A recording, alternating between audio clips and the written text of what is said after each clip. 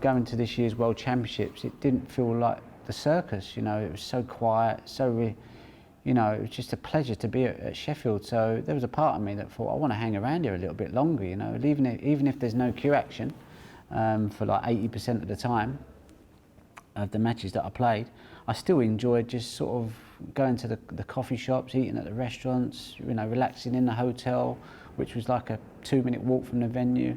And I was just like, you know, I'm never ever going to get to probably experience the World Championships like this again. So there was a part of me where, if you like, my chimp, as Steve Peters would say, was really calm, relaxed, wasn't looking out for, you know, any potential distractions, you know. I was just able to just go and practice, enjoy the Crucible and enjoy Sheffield and had a fantastic time there this year. I'm playing a match at 10 o'clock, 9:15, I'm in my suit, sitting in the cafe having a nice breakfast, chilling out, chatting to everyone that was sitting around, you know, and that's unusual, you know, you'll never get that again at Sheffield. In your first round game, 10-1 over Tepchaya Anu, 41 minutes faster than the previous fastest ever game at the Crucible. That was brutally brief from Ronnie O'Sullivan. He is in the mood for a 6-world title on that evidence. 41 minutes to knock that off a record is Ben Johnson drug test territory, isn't it? That's crazy. Your shot time was under 14 seconds, but yeah. I remember at the time you said, I didn't think it was playing that fast. No, I mean, the minute you feel like you're playing too quick, you go, hold on, like, you know, I feel a bit careless here, and I feel like I'm not in my efficient gear, if you like. So, you know, like I said, you know, I come off there and it felt quite clinical, felt quite controlled, and you know, when you start telling me the shot time, I think it's just ridiculous how I can play that quick and yet feel like I'm not speeding around the table. So, you know, yeah. I mean, I was definitely getting on with it pretty quick. Moving on to the semi-finals, Ronnie, and the 2 final sessions on that Friday, one of, if not the best day of snooker I've ever watched. Yeah. For how bad it was and for how good it was. So McGill, Karen Wilson, the decider, is right up there with 85 for me. Yeah. And it was almost like you and Selby were in the dressing room watching that, and you both went, hold my beer.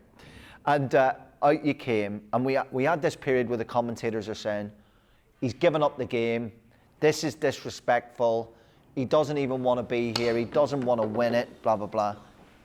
You told me before the game, I'll put that in record. You told me before the game, if he gets me in this safety battle, I won't repeat the exact words, I'll take a few swear words out, I'm going to smash these balls up.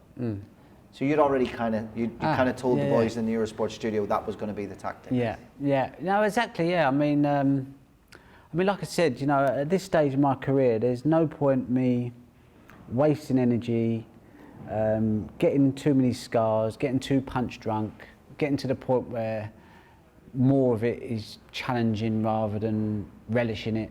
So for me, it's about keeping the game on my terms, and that semi-final was absolutely no different. Through that whole match, you know, you get a sense of, do I deserve to win this match? And I think at 13-all, I remember putting my cue down, going to the toilet thinking, I've made the score respectable. If I lose 17-13 there, no one's going to say, oh, he got slaughtered. It's hard to know where to pick the comebacks up, because the 13-9 to 13-all was phenomenal, because it was 2 frames at the end of a session and 2 frames at the start, so that takes a whole different mind. Yeah. But it's the 2 breaks, the 138 and the 71, when he needs 1 frame, and it's 16-14. Yeah. Phenomenal. My hair was standing up on end watching that. It was, but I don't think you lived it the way we lived it watching it. When it got to 16-14, I thought, I'm not going to fudge my way over the line, so I need to find 3 quick frames, big breaks, go for my shots. And yeah, I took on probably a couple of shots that maybe earlier in the match I wouldn't have taken. But at this moment in time, it was like, if they go in, it could kickstart me onto much better things.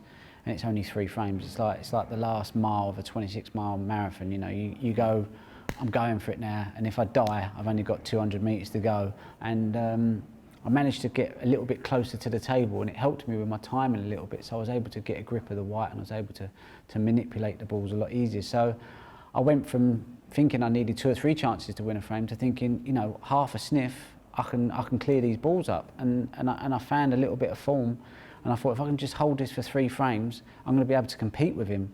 And you know, even if it was safety battles, I thought, you know, I've got good feeling on the white ball at the moment.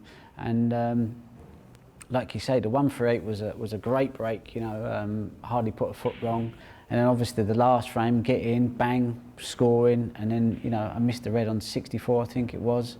And I thought, oh, here we go. I've done, you know, I've found the magic, but yet I've collapsed. You know, I've not killed the frame off when really I should have done. And you know, he managed to get back into it. And then, like you say, towards the end of that frame, oh mate, it was just unbelievable. It was just unbelievable. Like to win that type of frame against Selby, the final frame after 3 days of, you know, a couple of safety shots I played there. I watch them back and I just think, yeah, that was lovely stuff. Oh, that's a brilliant shot. At this time, there was a plan.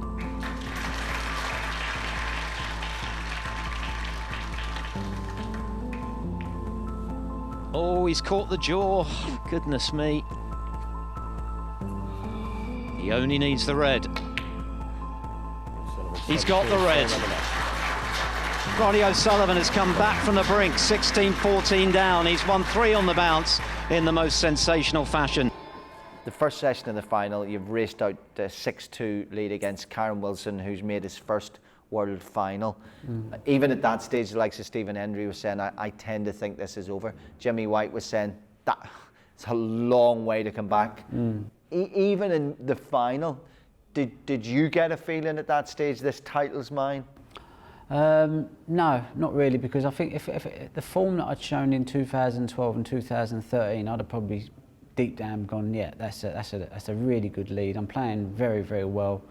I don't see how he's going to be able to dominate me in the next 3 sessions. If anything, I'm going to pull away even more. That would have been my natural feeling. But this year, obviously, like I said, you know, and I've alluded to it before, I didn't feel like I was striking the ball or hitting enough solid shots to have that confidence that I was able to withhold any sort of storm. So, like you see in the second session, he kind of come out playing well, and I just didn't feel like I could match him. But I managed to come out that session 5-4. How I managed to get 4 frames out of the session, I really, really don't know. The third session was just wipe out snooker. Yeah. Just talk me through that from your point of view, because this game can be the worst in the world when it's not clicking. Yeah. And you said it can feel like the easiest game when it does. Yeah. For that moment on the biggest stage in the world, did that feel at that moment like, oh, this is my team? Yeah, I must admit, I think that final was won probably 10 o'clock in the morning on the practice table at the Crucible. I changed my grip, it changed my timing, I was hitting solid shots. I was able to play blind shots well, so where you're potting the ball and you can't see the pocket, they were going in the middle, and I just thought, lovely. I'm now going to take that into the world final. On the final day, I've got a bit of a cue action. No matter what he throws at me, at some point he's going to make a mistake. I'm confident that I'm going to be able to win the frame in one visit and build momentum from there. You said that you've made speeches in your head before the finish line and you went, I'll never do that again. Yeah, but never, when you're going into the evening, you know you only got a one frame. It's done in 11 minutes. But like, what are you thinking going out? Is there a little bit of like, oh, this is a bit awkward? No, because you always want to just get the match over and done with as quickly as you can.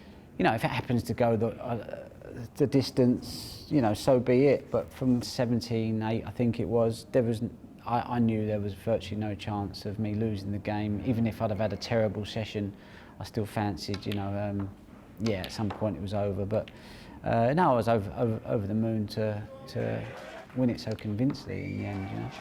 The unique, the unconventional, the irrepressible, the brilliant Ronnie O'Sullivan stands once again on top of the snooker world.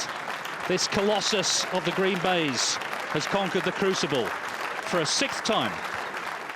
You know, to enjoy being at the event without the circus was great, and then obviously at the end, the final, you know, it was an early night, which was fantastic, and we was all able to go back to the hotel and have our own little party, and you know, it was probably one of the funniest nights I've ever had. You know, a few close friends come up, and you know, we just really, it was probably the best by a mile, was the best celebrations afterwards. You know, I've never laughed so much. So how as you lift your 6th title, do you put it into perspective? The first one was just like massive relief, and if I never win it again, who cares? The next few was about trying to build your CV and trying to get as many world titles as you can to kind of say, well, I'm up there with the greats. And I think 4 and 5 made me feel like I'd put myself in the Davis, Hendry, John Higgins sort of category. Absolutely. And I think the 6th one was more enjoyable in many ways than all of them, if you like. Not because of the way I played, but just because there was no pressure on me. So I was actually able to enjoy this tournament probably more than any others, just because I didn't feel like anyone expected me to go all the way this time, whereas in previous years there's always been that, it's Ronnie's to lose, if you know what I mean. Final question, in 20 years from now, kids playing snooker, Yeah. like your Joe Davis book, and the dad goes, watch this documentary, that'll show you how Ronnie O'Sullivan, the genius, won 6 world titles. Or will he say to his son, don't watch that, watch the follow-up, 7th Heaven? What's most likely? 2 or 3 people that I trust a lot, they went, it wouldn't surprise me if you win it next year. And I'm thinking, no one said that for 4 or 5 years. Right.